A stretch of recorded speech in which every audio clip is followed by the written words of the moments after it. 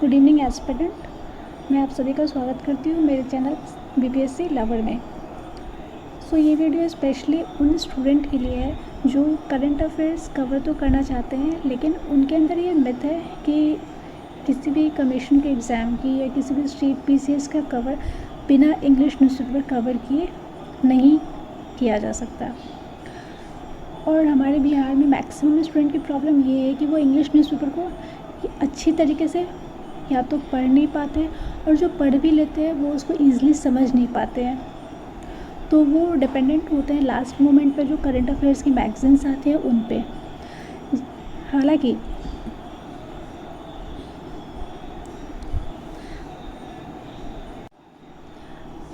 मेरा मानना ये है कि अगर आप प्रतिदिन करंट अफेयर्स न्यूज़पेपर पढ़ते हैं, करंट अफेयर्स के नोट्स बनाते हैं या किसी भी तरह उसको राइट डाउन करते, write down means not only in the notebook but in to your mind, because exam में आप अपने नोटबुक लेके नहीं जा सकते, आप एग्ज़ाम में केवल अपना दिमाग ही लेके जा सकते हैं।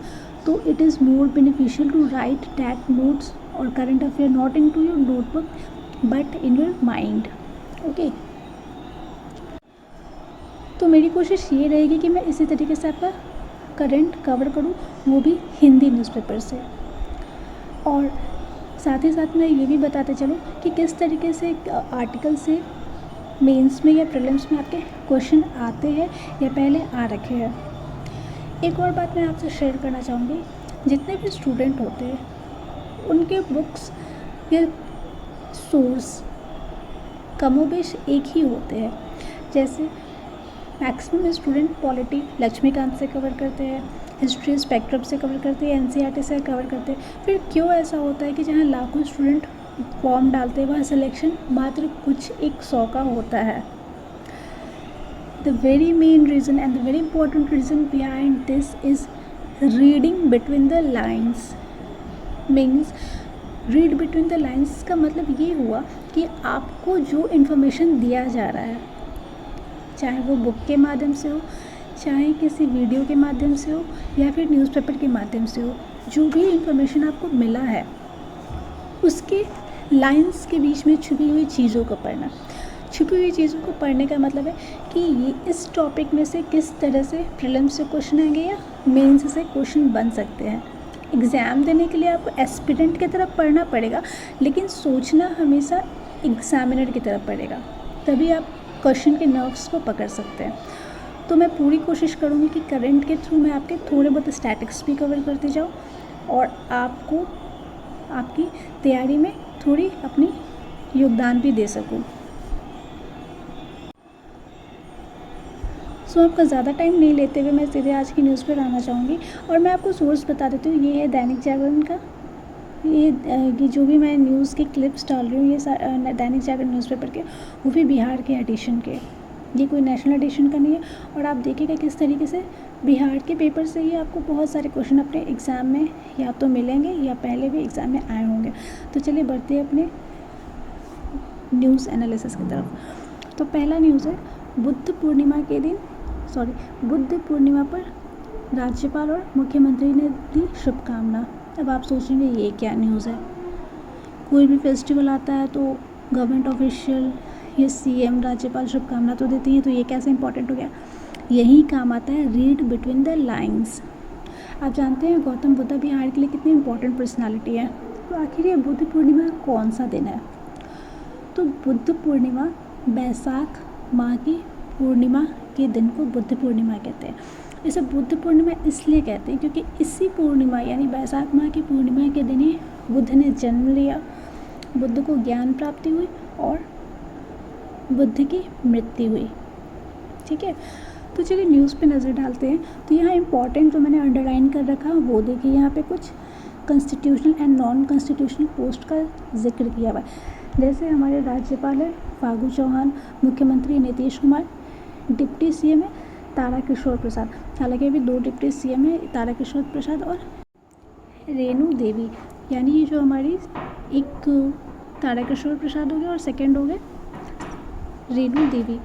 विधानसभा अध्यक्ष विजय कुमार सिन्हा। अब देखिए यहीं पे आपका क्वेश्चन आया था 67th BPSC में कि विधानसभा अध्यक्ष कौन है, तो वहाँ ऑप्शन 2 था जो कि कंफ्यूज करने वाला था। एक विजय प्रसाद समथिंग था या विजय कुमार कुछ, और एक विजय कुमार सिन्हा था। तो विधानसभा अध्यक्ष है हमारे विजय कुमार सिन्हा। सेकंड है और लास्ट है नेता प्रतिपक्ष तेजस्वी यादव। तो ये अभी CDPO एग्ज़ाम में ही पूछा गया था कि नेता प्रतिपक्ष कौन है, जिसमें तेज प्रताप यादव, तेजस्वी यादव और राबड़ी देवी ऑप्शन में थे। तो इसका सही आंसर क्या था? तेजस्वी यादव। तो देखा आपने कैसे एक आर्टिकल से आपके 2 क्वेश्चन बैक टू बैक आ गए, और राज्यपाल के क्वेश्चन भी अक्सर आते ही रहते हैं। तो 3 question back to back from 1 single article. तो आप इसका इम्पोर्टेंट समझ सकते हैं। हमारा नेक्स्ट न्यूज़ है, ये देखिए, ये छोटे छोटे न्यूज़ है। एक्चुअली एक बड़ा आर्टिकल था जिसमें बहुत कुछ आपके काम का नहीं था, लेकिन फिर भी छोटे छोटे पॉइंट्स जो थे, जो इम्पोर्टेंट थे आपके एग्ज़ाम के लिए, वो मैंने कट आउट कर लिया है। तो यहाँ पे क्या है, ये देखिए, कृषि योग्य भूमि की बात की गई है। तो राज्य के GDP में अर्थव्यवस्था का 19% योगदान है, 19%। तो अब हमारा मैं आपको 2 सवाल देती हूँ कि अगर अर्थव्यवस्था में कृषि का 19% योगदान है, तो आप कमेंट सेक्शन में बताइए कि सेकेंडरी और टर्शरी यानी मैन्युफैक्चरिंग और सर्विस सेक्टर का क्या योगदान है। उसके बाद है नेक्स्ट, ये देखिए कि 93.60 लाख हेक्टेयर भूमि में 79.46 लाख हेक्टेयर भूमि जो वो है कृषि योग्य है, यानी बिहार कृषि योग्य भूमि से संपन्न है। ओके, नेक्स्ट ये जो है, ये आपके एग्ज़ाम में प्रीलिम्स में आने की संभावना कम है। जैसे ये डाटा तो आपसे पूछ सकता है कि अर्थव्यवस्था में कृषि का योगदान क्या है, लेकिन इस दोनों डाटा का यूज़ आप अपने आंसर राइटिंग में यूज़ कर सकते हैं मेंस के टाइम। ओके, तो यही है रीड बिटवीन द लाइन्स की, जो भी इंफॉर्मेशन आपको मिल रहा है उसको कैसे यूज़ करना है। The next fact is,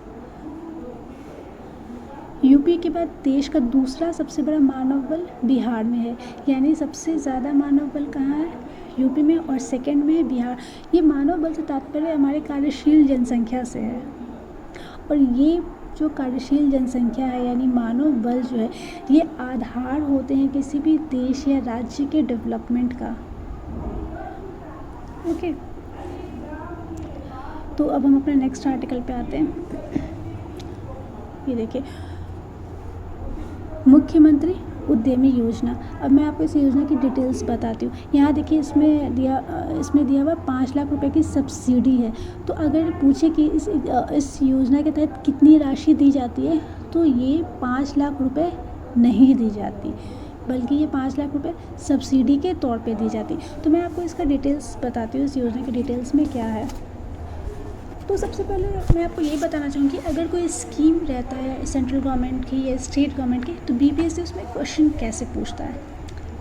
2, 4, 5 selected area है जहाँ से वो क्वेश्चन पूछता है। जैसे UPSC में तो स्कीम के डिटेल्स में जाना पड़ता है, लेकिन BPSC यूजली वो स्कीम कब अनाउंस हुई ये पूछेगा, या फिर कहाँ से इस स्कीम को लॉन्च किया ये पूछेगा। अगर कोई उसमें एज ग्रुप शामिल है तो वो पूछ सकता है। उस स्कीम के लिए क्या मद है यानी क्या फ़ंड है वो पूछ सकता है, और कोई ख़ास टाइम पीरियड है तो वो पूछ सकता है। ठीक है, तो मैं इस स्कीम के बारे में आपसे बात करती हूँ। अब मुख्यमंत्री उद्यमी योजना, इस स्कीम को लॉन्च किया गया था 19 अप्रैल 2021 को, यानी 19 अप्रैल 2021 को इस स्कीम को लॉन्च किया गया था। इसमें 10 लाख रुपए की आर्थिक सहायता दी जाती है। ये जो 10 लाख रुपए की आर्थिक सहायता दी जाती है, इसे 2 हिस्से में बांट सकते हैं, 55 लाख एंड 5 लाख। ये 5 लाख जो है वो आपको रिटर्न करने होते हैं, और ये जो 5 लाख है ये सब्सिडी वाले होते हैं, यानी ये आपको रिटर्न नहीं करने होते। और जो आपको रिटर्न करने होते हैं उस पर 1% की दर से मासिक ब्याज लगेंगे। उसके अलावा इस स्कीम का लाभ वो उठा सकते हैं जो कि आइदर 10+2 किया हो या उसके समकक्ष कोई डिग्री उन्होंने हासिल किया हो। और ये स्कीम बिहार के उद्योग विभाग द्वारा संचालित की जाती है, और इस स्कीम का लाभ अनुसूचित जाति या जनजाति ही केवल ले सकते हैं। लेकिन लेकिन लेकिन बाद में, यानी इस स्कीम के लॉन्च के कुछ समय बाद इस स्कीम से रिलेटेड 3-4 स्कीम और आए थे, जैसे सीएम महिला उद्यमी योजना, सीएम युवा उद्यमी योजना, सीएम ओबीसी उद्यमी योजना और सीएम SC/ST उद्यमी योजना। तो मोटा मोटी सबके सारे स्कीम के सेम ही फैक्ट्स हैं। एक जो डिस्टिंक्शन बनता है यहाँ पे वो है मुख्यमंत्री महिला उद्यमी योजना में। तो इस स्कीम के बाकी सारी चीज़ें तो सेम है, लेकिन अलग ये है कि महिला उद्यमी योजना के तहत महिलाओं को कोई इंटरेस्ट पे नहीं करना पड़ता, यानी 1% इंटरेस्ट जो मुख्यमंत्री उद्यमी योजना के तहत देना होता था वो मुख्यमंत्री महिला उद्यमी योजना के तहत देना नहीं है। और जो लोन की राशि यानी 5 लाख का जो आपको लोन है ये आप 7 ईयर में लौटा सकते हैं 84 किस्तों में, यानी 7 साल में 84 किस्तों में आप ये 5 लाख की राशि लौटाएंगे और 5 लाख आपकी सब्सिडी की राशि होगी। One more important fact is that कि ये इस योजना का लाभ केवल नए उद्यमी उठा सकते हैं। साथ ही साथ इस योजना के तहत प्रशिक्षण के लिए 25,000 रुपये प्रति इकाई प्रदान की जाएगी। आई होप ये स्कीम आपको क्लियर हो गई होगी। नेक्स्ट न्यूज़ हमारा क्लस्टर की योजना। अब देखते हैं क्लस्टर क्या होता है। क्लस्टर कहते हैं किसी भी ग्रुप को, देखिए करंट अफेयर्स याद करना और समझना, तो अगर आप समझ जाएंगे तो बहुत कुछ आपको याद करना नहीं पड़ेगा, याद रह जाएगा। तो सबसे पहले जानते हैं क्लस्टर किसे कहते हैं। तो साधारण शब्दों में अगर कहें तो इंग्लिश वर्ड क्लस्टर, इसका हिंदी मीनिंग होता है ग्रुप, यानी कोई भी समूह। अब अगर यहाँ एग्रीकल्चर सेक्टर में क्लस्टर की बात करें तो यहाँ क्लस्टर से तात्पर्य किसी डिस्ट्रिक्ट का कोई ऐसा खास समूह जहाँ पे सेम टाइप के अनाज या एग्रीकल्चर प्रोडक्ट उगाए जाते हैं, ठीक है। और यहाँ देखिए क्लस्टर विकास योजना, पहले आपको मैं न्यूज़ पढ़ के सुना देती हूँ तब आपको ये अच्छे से समझ में आएगा। जैसे ये लिखा है, क्लस्टर विकास योजना के तहत लखीसराय में राइस मिल, पूर्वी चंपारण में मेसी सेब बटन, नालंदा में कन्हैयागंज झूला क्लस्टर और वैशाली में कांसा पीतल क्लस्टर की योजना शुरू हुई। आइए अब जानते हैं कि आखिर ये क्लस्टर विकास योजना है क्या। तो सबसे पहले मैं आपको बता दूं कि ये जो प्रोग्राम है क्लस्टर डेवलपमेंट प्रोग्राम, ये ministry of micro small and medium enterprises के द्वारा लॉन्च किया गया था। इसके मेन जो ऑब्जेक्टिव है वो है क्लस्टर की प्रोडक्टिविटी को इंक्रीज़ करना, कॉम्पिटिटिवनेस को इंक्रीज़ करना और कैपेसिटी बिल्डिंग को इन्हेंस करना। ये इस योजना के प्रमुख लक्ष्य हैं। तो अब देखिए, अब यहाँ देखते हैं कि इस योजना के तहत लखीसराय में राइस मिल्स की स्थापना की गई। अब यहाँ समझने वाली बात ये है कि क्यों लखीसराय में और क्या स्थापित किया गया, राइस मिल। तो अगर आप देखेंगे तो लखीसराय के लोकेशन को अगर आप देखें तो ये हमारे साउथ बिहार में, ठीक है। और बिहार में सबसे ज़्यादा राइस प्रोड्यूसिंग डिस्ट्रिक्ट जो है वो है रोहतास, या फिर जो भी आपका सदर्न बेल्ट है उसको आप राइस बेल्ट के नाम से भी कह सकते हैं। यानी रोहतास, गया, औरंगाबाद, कैमूर, ये सब जो आपके राइस प्रोड्यूसिंग, वैसे तो बिहार में 37 ज़िले में राइस प्रोड्यूस की जाती है, लेकिन जो मेनली जो इसका मेन बेल्ट है जहाँ अच्छे मात्रा में प्रोड्यूस की जाती है वो है आपका सदर्न बेल्ट। तो ये सदर्न बेल्ट यानी एक ग्रुप का ये कॉमन सेंटर हो गया लखीसराय, जिसमें राइस मिल की स्थापना की गई है। तो उसी तरह आप समझ सकते हैं कि पूर्वी चंपारण में मैसी सेब बटन, नालंदा में कन्हैयागंज झूला क्लस्टर और वैशाली में कांसा पीता क्लस्टर की योजना शुरू हुई है। तो आई होप ये भी आपको क्लियर हो गया होगा अच्छे से। और हमारा नेक्स्ट न्यूज़ है विकास के अवरोधक। एक्चुअली ये भी एक बड़ी न्यूज़ का छोटा सा पार्ट है, तो ये मेनली प्रीलिम्स के पॉइंट ऑफ व्यू से इसमें कुछ भी फैक्ट नहीं है, बट स्टिल मैंने ये रख दिया है। आप चाहें तो एक बार इसे पढ़ सकते हैं या फिर मैं ही थोड़ा बहुत क्लियर कर देती हूँ। एक्चुअली मैंने उद्योग से रिलेटेड, बिहार के उद्योग से रिलेटेड मैं एक दूसरा वीडियो बनाऊँगी जिसमें बिहार से उद्योग से रिलेटेड सारी इन्फॉर्मेशन दिए जाएंगे कि बिहार में उद्योग की क्या स्थिति रही है, या फिर बिहार में उद्योग को कैसे बढ़ावा दिया जा सकता है, या फिर क्या उसके अवरोधक है। फिर भी चूँकि ये यहाँ है तो मैं शॉर्ट में आपको बता देती हूँ। तो ये देखिए पहला उद्योग के विकास में होता क्या है, ज़मीन की कमी। तो जैसा आपने पहले ही पढ़ा कि बिहार में मैक्सिमम जो लैंड है वो कृषि योग्य है। तो जाहिर सी बात है कि और कृषि का टाइप कैसा, वो जीवन निर्वाह प्रकृति की कृषि है। तो जाहिर सी बात है कि अगर आपके लैंड से ही आपका पेट चल रहा तो आप उसको बेच नहीं सकते। यानी लैंड तो है बट चूँकि वो कृषि योग्य भूमि है, इसलिए उद्योग धंधे के प्रति नकारात्मक अवधारणा बन गई है। इसको दूर करने के लिए जो हमारे बंद पड़े चीनी मिल्स है, उनके 22 चीनी मिल है, उनके 100 एकड़ ज़मीन के सहारे उसको दूर किया जा रहा है, दूर करने की कोशिश की जा रही है। दूसरा है नौकरी की मानसिकता। तो जैसे यहाँ सारे एस्पिरेंट है तो आप समझ ही रहे होंगे कि नौकरी हमारे लिए क्या इंपॉर्टेंस रखता है। तो यहाँ मानसिकता भी नौकरी वाली है कि सरकारी नौकरी चाहिए भैया ताकि फ्यूचर सिक्योर रहे। थर्ड है प्रशिक्षण की कमी और सिंगल विंडो सिस्टम, यानी एक ही जगह पे यहाँ पे क्लियरेंस नहीं होता है, अलग अलग जगह पे जाके आपको क्लियरेंस। तो यहाँ सिंगल विंडो सिस्टम का अभाव है जिस कारण भी इन्वेस्टर्स इन्वेस्ट नहीं करते हैं या फिर कोई उद्योग जल्दी स्टार्ट नहीं करना चाहता। और लास्ट है दिलचस्पी की कमी, यानी यहाँ के जो युवा वर्ग है उनमें उद्योग के प्रति कोई ख़ास रुझान नहीं है। मतलब जो पढ़ लिख नहीं सकते हैं, जिनकी शिक्षा पर्याप्त नहीं है किसी नौकरी को प्राप्त करने के लिए, वो उनका ही रुझान रहता है, वो भी मजबूरी में, यानी यहाँ दिलचस्पी की कमी है। नेक्स्ट न्यूज़ है हमारा, मुख्यमंत्री ने भारत के पुरुष बैडमिंटन टीम को बधाई दी। तो अब यहाँ से क्वेश्चन क्या पूछ सकता है कि थॉमस कप किससे रिलेटेड है? तो थॉमस कप रिलेटेड है बैडमिंटन से। और थॉमस कप का विजेता कौन है? तो थॉमस कप का विजेता भारतीय बैडमिंटन भारत की पुरुष बैडमिंटन टीम। इसने किसे हराया? इंडोनेशिया को हराया। कितने से हराया? 3-0 से हराया। ठीक है, तो ये सारे फैक्ट इस न्यूज़ से मिले। नेक्स्ट न्यूज़ है हमारा, राज्यसभा नहीं तो विधान परिषद ही सही, भाग दौड़ में दावेदार। चलिए इस न्यूज़ पे नज़र डालते हैं। तो यहाँ देखिए,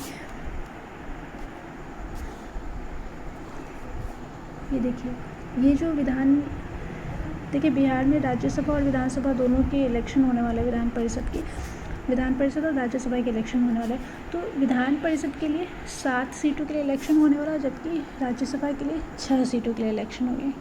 ठीक है, और ये जो 6-7 सीटें हैं, ये सभी सीटें राजग कोटे के हैं। राजग कौन है? राष्ट्रीय जनतांत्रिक गठबंधन, यानी नेशनल डेमोक्रेटिक अलायंस। तो चलिए इस पार्टी के बारे में भी थोड़ा जान लेते हैं कि आखिर ये है क्या। तो ये नेशनल डेमोक्रेटिक अलायंस यानी राष्ट्रीय जनतांत्रिक गठबंधन या राजग, इसका गठन 1998 में हुआ था और इसके नेतृत्व करता है बीजेपी, यानी बीजेपी के 13 सदस्य हैं इसमें।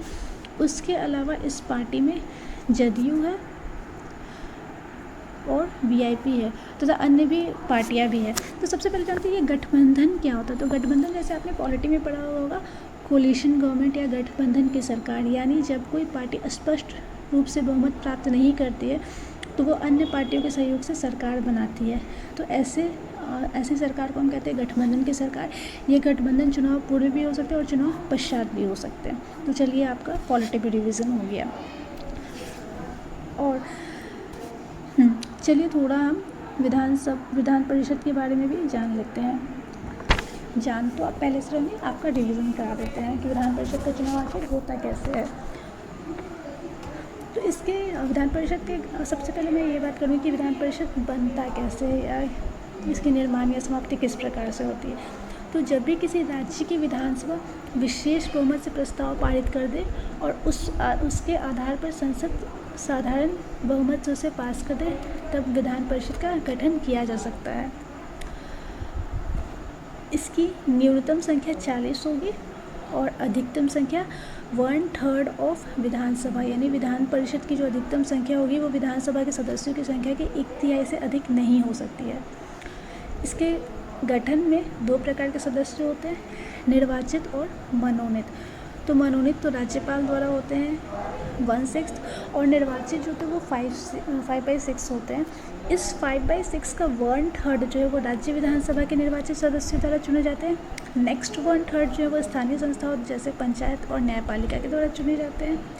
1/12 जो है वो शिक्षकों के द्वारा चुने जाते हैं और 1/12 ऐसे स्नातकों के द्वारा चुने जाते हैं जिन्होंने उसी राज्य से 3 वर्ष का स्नातक किया हो। ठीक है, तो फिलहाल हमारे देश में 6 राज्यों में विधानसभा है और ये 6 राज्य है बिहार, उत्तर प्रदेश, महाराष्ट्र, तेलंगाना, आंध्र प्रदेश और कर्नाटक।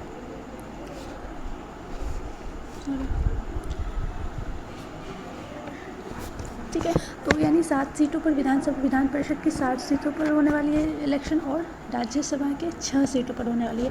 अब इन 6 सीटों में एक सीट जो है वो किंग महेंद्र के निधन के से उपचुनाव होने वाला है। ठीक है, यानी एक सीट के लिए उपचुनाव होगा। अब उपचुनाव किसे कहते हैं? तो वैसा चुनाव जो किसी कारण से सत्र के पूरा होने से पहले स्थान रिक्त हो जाने पर कराया जाता है, उस तरीके के चुनाव को हम उपचुनाव कहते हैं।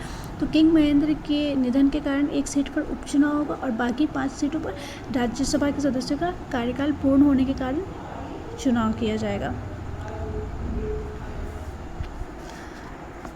और हम जानते हैं कि हमारे विधानसभा में 243 सदस्य और विधान परिषद में 75 सदस्य हैं। तो ये रहे आपके इस न्यूज़ से फैक्ट। तो आपने देखा एक छोटे से न्यूज़ में कितने सारे फैक्ट और कैसे उस न्यूज़ से हम अपने स्टैटिक को भी कवर करते चले।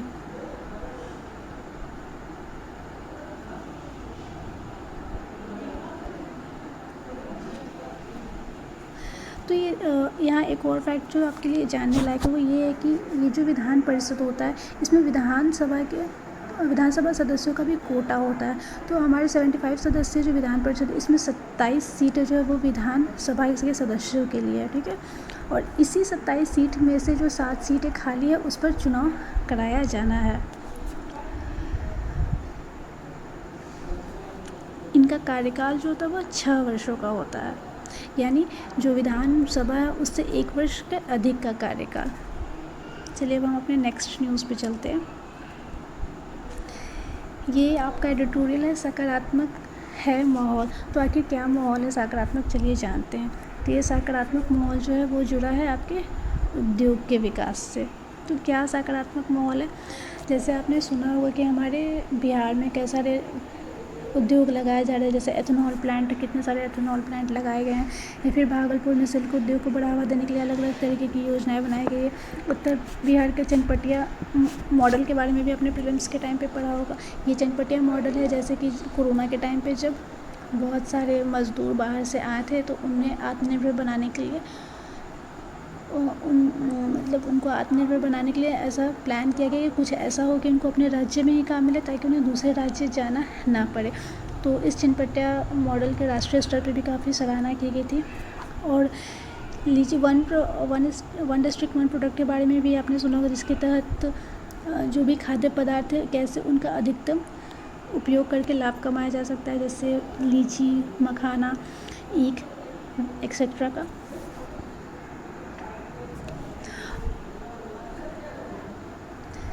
और दूसरी बात ये है कि बिहार जो है वो जोग्राफिकली भी काफ़ी रिच है। रिच कैसे किया है कि सॉइल काफ़ी उपजाऊ है। जो मौसम है यहाँ पर उस मौसम के तहत सालों भर विभिन्न प्रकार की फसलें उपजाई सकती है। लेकिन यहाँ गौर करने वाली बात ये है कि जो भी फसल आप उपजाते हैं, लैंड आपके पास फिक्स है और प्रोडक्टिविटी भी आप एक लेवल तक ही बढ़ा सकते हैं। तो ऐसे एग्रीकल्चर स्टेट में अगर आपको इनकम बढ़ाना है तो कहीं ना कहीं अपने प्रोडक्टिविटी से ज़्यादा ध्यान उस फूड को केवल एग्रीकल्चर से ना जोड़ते हुए उसको इंडस्ट्री से जोड़ना पड़ेगा, यानी खाद्य प्रसंस्करण की ओर रुझान को बढ़ाना होगा। तो खाद्य प्रसंस्करण की ओर रुझान बढ़ाने से तात्पर्य ये है, जैसे हम जानते हैं कि बिहार लीची के लिए फेमस है, तो उस लीची को केवल खाने के लिए यूज़ न करके उसे प्रोसेस कर देते हैं, यानी उस लीची से अन्य प्रकार के लाभ हम कमा सकते हैं, उसका जूस के रूप में इस्तेमाल करके या जैम के रूप में इस्तेमाल करके। तो इस तरीके से हम अपने औद्योगिक केंद्र बिहार को एक औद्योगिक केंद्र के रूप में विकसित कर सकते हैं। लेकिन साथ ही साथ चुनौतियाँ भी है और इन्हीं चुनौतियों के बीच सकारात्मकता की माहौल भी बनी हुई है। तो दोनों के बीच में सामंजस्य को बनाए रखना होगा। चूँकि ये वीडियो स्पेशली प्रीलिम्स स्टूडेंट के लिए है तो अभी मैं ज़्यादा फैक्ट पे ही फोकस करूँगी। जो हमारे रह जाते हैं वो मैं अलग से टॉपिक के रूप में दूसरे वीडियो में डिस्कस कर लूँगी। तो चलते हैं नेक्स्ट न्यूज़ पे। उद्यम से खुलेंगे समृद्धि के द्वार। ये वीडियो भी मेंस ओरिएंटेड है, तो इसके लिए भी मैं अलग से वीडियो बनाऊँगी। जैसा कि पहले ही मैंने कहा कि इंडस्ट्री से रिलेटेड वीडियो मैं बनाने वाली हूँ। हालांकि ये वीडियो मैंने यहाँ डाल दिया है, तो आप चाहें तो इसे पढ़ सकते हैं। नेक्स्ट है हमारा घर के नज़दीक स्वास्थ्य सुविधा। यहाँ भी आपका ये वीडियो भी स्पेशली मेंस पर्पज़ से ही लिखा गया है। इसमें आपको कोई भी प्रीलिम्स के लिए फैक्ट नहीं मिलेगा। तो मैं बिहार और देश के लेवल पे हेल्थ की क्या सिचुएशन है वो मैं अपने उसके लिए मैं एक अलग से वीडियो आपके लिए बना दूँगी। तो ये भी यहाँ पे आपके कुछ प्रीलिम्स के लिए फैक्ट नहीं है, बट चूँकि पेपर में था तो मैंने यहाँ डाल दिया। तो फिलहाल के लिए ये वीडियो भी मैं स्किप कर रही हूँ। और ये भी हेल्थ सेक्टर से रिलेटेड है। हालांकि इसमें कुछ फैक्ट है जो मैं आपसे शेयर कर देती हूँ, जो प्रीलिम्स के लिए आपके लिए इम्पॉर्टेंट हो जाता है। जैसे स्वास्थ्य जो है ये आपके राज्य सूची का विषय है। आप जानते हैं कि हमारे संविधान में 3 प्रकार की सूची है, केंद्रीय सूची या संघ सूची, राज्य सूची और समवर्ती सूची। और इस सूचियों में स्वास्थ्य जो है वो राज्य सूची का विषय है। तो ये एग्ज़ाम में अक्सर पूछ लिया जाता है कि ये किस सूची के अंतर्गत आता है, और आपको डिफरेंट ऑप्शन दिए रहते हैं, राज्य सूची, समवर्ती सूची या फिर संघ सूची। तो स्वास्थ्य जो है वो राज्य सूची का विषय है। नेक्स्ट है, ये देखिए ग्लोबल सिक्योरिटी इंडेक्स 2021। यस, तो यहाँ इंडिया का रैंक है 66 और 66 आउट ऑफ 195। एंड इंडिया के पॉइंट जो है वो है 42.8। ये आपके प्रीलिम्स के लिए इंपॉर्टेंट है। रेस्ट जो है वो मेंस से रिलेटेड फैक्ट है। तो एज आई हैव सेड, मैं इसके लिए हेल्थ सेक्टर पे एक अलग वीडियो बना दूँगी। तो फिलहाल यहाँ पे स्किप करते हुए आगे बढ़ते हैं। ये देखिए, पोप ने पहली बार आम भारतीय देव सहायम को संत घोषित किया। तो चूँकि संत घोषित होते रहते, लेकिन ये इम्पोर्टेंट इसलिए हो जाता है क्योंकि इस बार एक आम भारतीय को संत घोषित किया गया, जिनका नाम है Dev Sahayam Pillai. Coming to next news.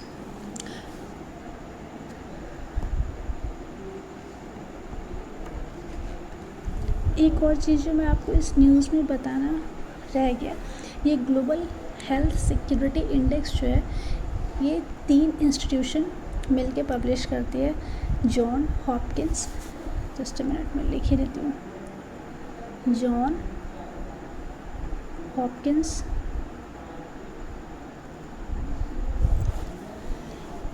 Centre for health security,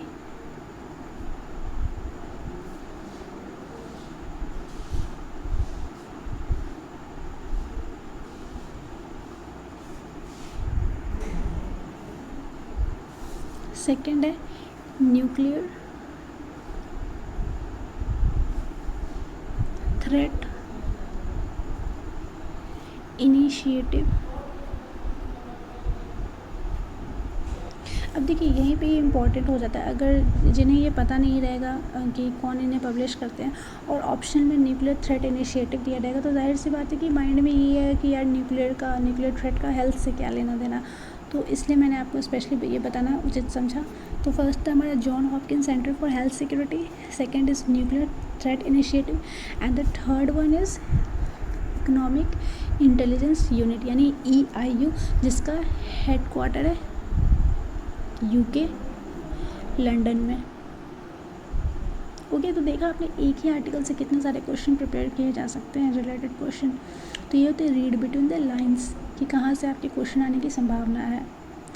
तो मैं आपसे यही कहूँगी कि जब भी आप कोई न्यूज़ पढ़े तो कोशिश करें रीड बिटवीन द लाइंस।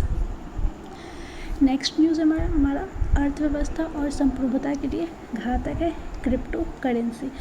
तो आप सभी ने क्रिप्टो करेंसी का नाम सुना ही होगा। तो ये क्रिप्टो करेंसी है क्या? ये दरअसल एक डिजिटल करेंसी है या वर्चुअल करेंसी है। इसे हम डिजिटाइज्ड एसेट भी कह सकते हैं, या जो कि कंप्यूटराइज्ड डेटाबेस के फॉर्म में होते हैं। तो क्या कहा जा रहा है कि ये जो क्रिप्टो करेंसी है वो अर्थव्यवस्था और संप्रभुता के लिए घातक है। तो सवाल उठता है, ये घातक कैसे है? एक्चुअली ये भी मेंस का ही पार्ट है, लेकिन मैं यहाँ पे थोड़ा शॉर्ट में आपको बता देती हूँ कि ये किस प्रकार से घातक है। तो यहाँ आर्टिकल में कहा गया कि क्रिप्टो करेंसी के उपयोग से भारतीय अर्थव्यवस्था का एक हिस्सा जो है वो डॉलरीकरण हो जाएगा। यानी डॉलरीकरण का क्या कारण है कि ये जो क्रिप्टो करेंसी है, ये अधिकतर जो क्रिप्टो करेंसी वो डॉलर पे आधारित है और ये फॉरेन कंट्री में रन किए जाते हैं, ठीक है। तो इस वजह से चूँकि ये अधिकतर डॉलर पर बेस्ड है, तो इस वजह से क्या होगा कि भारतीय इकोनॉमी का एक हिस्सा डॉलरीकृत हो जाएगा, ठीक है। और सेकंड ये लिखा है कि क्रिप्टो करेंसी मौद्रिक नीति तय करने और देश की मौद्रिक प्रणाली का नियमन करने में केंद्रीय बैंक की क्षमता को गंभीर रूप से कम करेगी। तो पहले जानते हैं मौद्रिक नीति क्या होती है। तो हमारी दो प्रकार की नीति होती है, मौद्रिक नीति यानी मॉनेटरी पॉलिसी, और सेकंड है राजकोषीय नीति यानी फिस्कल पॉलिसी। तो ये मौद्रिक नीति या जो मॉनेटरी पॉलिसी है, ये रिजर्व बैंक ऑफ इंडिया के कार्यक्षेत्र में आता है। यानी इसी मौद्रिक नीतियों के माध्यम से आरबीआई अर्थव्यवस्था को कंट्रोल में रखती है, और फिस्कल पॉलिसी यानी राजकोषीय नीति जो है वो है भारत सरकार के कार्यक्षेत्र में आता है। तो इसके माध्यम से भारत सरकार इकोनॉमी को कंट्रोल रखने का कोशिश करती है। तो इस मौद्रिक नीति यानी मॉनेटरी पॉलिसी के अंतर्गत आते हैं जैसे सीआरआर हो गए, एसएलआर हो गए, बैंक रेट हो गए, कैश रिजर्व रेशियो हो गए, रेपो रेट हो गए, रिवर्स रेपो रेट हो गए। तो ये सारे आरबीआई के टूल्स हैं। और फिस्कल पॉलिसी के अंतर्गत आपके टैक्सेस आते हैं, सब्सिडीज़ आती है, एक्सेट्रा आते हैं। तो आइए मॉनेटरी पॉलिसी और फिस्कल पॉलिसी आपके क्लियर होंगे। तो यहाँ कहा जा रहा है कि क्रिप्टो करेंसी मौद्रिक नीति तय करने में आरबीआई की क्षमता को कम करते हैं। कैसे? चूँकि ये जो क्रिप्टो करेंसी इसको आप एक एसेट मानेंगे, यानी जब भी आप क्रिप्टो करेंसी परचेज़ करने के लिए आप इन्वेस्टमेंट करेंगे, तो यानी वो पैसा आपके मार्केट से निकल गया, यानी वो पैसा बैंक नहीं पहुँचेगा, ना वो पैसा आपकी इकोनॉमी में रहेगा। तो इससे क्या होगा कि बैंकों के पास जो जमा पूंजी होगी वो कम हो जाएगी, जिसके कारण वो लोन भी नहीं दे पाएंगे और इकोनॉमी का फ्लो भी गड़बड़ हो जाएगा। तो यहाँ की आरबीआई की भूमिका क्या होगी? सीमित हो जाएगी, ठीक है। और दूसरी बात क्या है कि इसका मिसयूज़ भी किया जा सकता है। कैसे? क्योंकि चूँकि ये आरबीआई के कंट्रोल में नहीं है, तो इसका यूज़ टेररिज्म के फंडिंग में या मनी लॉन्ड्रिंग या ड्रग्स वगैरह के लिए किया जा सकता है। तो इस प्रकार ये अर्थव्यवस्था और संप्रभुता के लिए घातक है। हमारा नेक्स्ट न्यूज़ है आर्थिक विकास से भी बढ़ रही है महंगाई।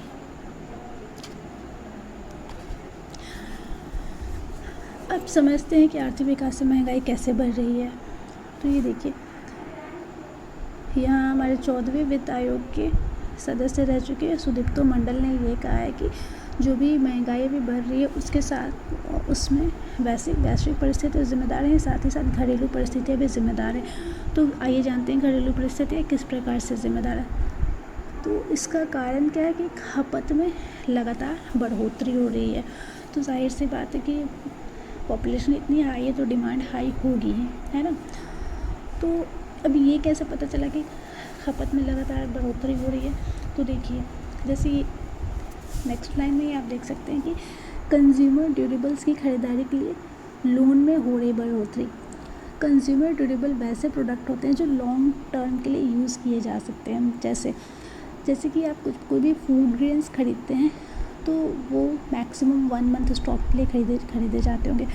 लेकिन कंज्यूमर ड्यूरेबल ऐसे प्रोडक्ट है जिनको लॉन्ग टर्म के लिए आप खरीद कर स्टोर कर सकते हैं, सच एज जो भी आपके इलेक्ट्रॉनिक्स हुए, जो टीवी हुए हैं, फ्रिज हुए हैं, मोबाइल हुए हैं, या फिर वॉशिंग मशीन एक्सेट्रा, जो भी ये वाइट गुड्स है। तो इसको आप एक बार ख़रीद लेते हो तो आपको पता है कि नेक्स्ट आप 10-20 साल 25 साल बाद ही खरीदेंगे, तो ये ड्यूरेबल आइटम होगा। तो ऐसे चीज़ों की खरीदारी के लिए लोन में बढ़ोतरी हो रही है, यानी कहीं ना कहीं ये लग्जरी आइटम पे एक्सपेंस बढ़ रहे हैं। सेकेंड है गोल्ड लोन में कमी। तो गोल्ड लोन में कमी आने का तात्पर्य ये है कि ज़रूर जो मास पीपल है उनके हैंड में कैश है, तभी वो सोना गिरवी रख के लोन नहीं ले रहे हैं। मनरेगा के तहत काम मांगने वालों की संख्या में कमी। तो इससे भी स्पष्ट होता है कि लोगों के हाथ में रुपए हैं, लोगों के हाथ में कैश है, जिस वजह से वो मनरेगा के तहत काम नहीं मांग रहे हैं। और लास्ट है आयात में बढ़ोतरी, यानी जब भी आपके आयात में बढ़ोतरी होता है, आयात में बढ़ोतरी तभी होता है जब आपकी डिमांड बढ़ी हो। डिमांड तभी बढ़ेगी जब आपके हाथ में पैसा हो। तो आयात में बढ़ोतरी होने से जो आपका बैलेंस पेमेंट होता है वो गड़बड़ा जाता है। यानी जब भी आपका एक्सपोर्ट कम और इम्पोर्ट ज़्यादा हो तो कहीं ना कहीं आपकी अर्थव्यवस्था के लिए हानिकारक हो जाता है। तो ये है घरेलू कारण जिसकी वजह से अर्थव्यवस्था में महंगाई बढ़ रही है। तो यही आपके इस आर्टिकल का क्रक्स था। अब हमारा लास्ट आर्टिकल लास्ट न्यूज़ है, जनरल इंश्योरेंस के लिए आवेदन करेगी पेटीएम। तो ये क्वेश्चन पूछ सकता है कि हाल ही में किस कंपनी ने जनरल इंश्योरेंस के लिए आवेदन दिया है, और इसमें डिफरेंट ऑप्शंस भी आपके रहेंगे, गूगल पे, पेटीएम एक्सेट्रा। तो पहले जानते हैं कि जनरल इंश्योरेंस क्या होता है। तो जो इंश्योरेंस जो होता है वो 2 टाइप के होते हैं, जनरल इंश्योरेंस और लाइफ इंश्योरेंस। तो लाइफ इंश्योरेंस जैसे नाम से क्लियर है कि आपकी लाइफ को इंश्योरेंस प्रोवाइड करे, यानी इसके तहत जो भी आपकी फैमिली को फिनेंशियल फ्रीडम प्रोवाइड कराई जाती है आफ्टर योर डेथ और डिसेबिलिटी, यानी ये डेथ और डिसेबिलिटी का कंपनसेशन है। जैसे आपने LIC का नाम सुना होगा, ज़िंदगी के साथ भी और ज़िंदगी के बाद भी, यानी आप अपने ज़िंदगी में रहते हुए ज़िंदगी के बाद की प्लानिंग करके जा रहे हैं, ठीक है। तो ये होता है लाइफ इंश्योरेंस। और सेकंड जो है जनरल इंश्योरेंस। लाइफ इंश्योरेंस को छोड़कर बाकी सारी चीज़ों का इंश्योरेंस जनरल इंश्योरेंस में आता है। जैसे आप अपने घर का इंश्योरेंस कराते हैं, अपने गाड़ी का इंश्योरेंस कराते हैं, यानी जो भी एसेट्स हो गए, health insurance, fire insurance, travel insurance, ये सारे आते हैं जनरल इंश्योरेंस में। तो ये था हमारा आज का डिस्कशन। आई होप आपको पसंद आया होगा। ये नहीं भी आ सकता है क्योंकि मेरा फर्स्ट वीडियो, तो हो सकता है मैं अपना बेस्ट डिलीवर ना कर पाई हूँ, बट मैंने पूरी कोशिश की है। तो मैं आपसे ये रिक्वेस्ट ज़रूर करूँगी कि अगर आपको ये वीडियो पसंद आता है, या अगर आप चाहते हैं कि मैं ये वीडियो हिंदी न्यूज़पेपर का बनाना कंटिन्यू रखूँ, या फिर अगर आप ये भी चाहते हैं कि मैं इसे इंग्लिश में भी स्टार्ट करूँ, because I am comfortable in English also. और इंग्लिश मीडियम स्टूडेंट के लिए काफ़ी कम रिसोर्सेज होते हैं regarding BPSC, very less channels are there. So अगर आप चाहते हैं कि मैं वीडियो कंटिन्यू रखूं, बनाऊं या फिर इंग्लिश में बनाऊं, तो आप कमेंट करके बता सकते हैं। आपको पूरी फ्रीडम है यहाँ अपने रिव्यू देने के लिए। अगर आपको अच्छा लगा तो आप बता सकते हैं, अगर आपको बुरा लगा तो भी बता सकते हैं। जो भी सुधार करने की संभावना होगी, गुंजाइश होगी, मैं पूरी कोशिश करूँगी। चलिए आज के लिए धन्यवाद, मिलते हैं आपसे नेक्स्ट लेक्चर में।